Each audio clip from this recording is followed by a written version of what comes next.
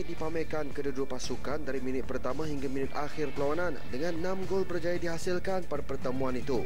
Perak yang beraksi di hadapan penyokong sendiri cukup bersemangat pada awal perlawanan dan Karim Roini tidak mengecewakan penyokong tuan rumah untuk menyarikan gol pertama pada minit ke-10. Pertahanan Perak Shahrum Kalam menambah kelebihan tuan rumah dengan menyaringkan gol kedua pada minit ke-18 hasil daripada tendangan sudut Syazwan Roslan. Skuadan meniup semangat rakan sepasukan apabila menyaringkan gol pertama ATM menyusui tandukan pada minit ke-21. Christy Jayasalen berjaya mencari gol penyamaan apabila hantaran Bruno Mateleto disudahkan dengan tenang pada minit ke-42.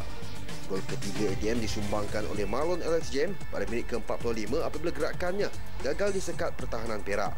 ATM hampir berjaya menambah gol pada minit ke-47 apabila pengadil perlawanan menghadiahkan sepakan penalti selepas Mateleto dijatuhkan, namun Marlon Alex James gagal menyempurnakannya. Namun, James menembus kegagalannya dengan menjaringkan gol keempat ATM pada minit ke-84 sekaligus menghadiahkan 3 mata berharga buat pasukan Kenailan B serta Nadan.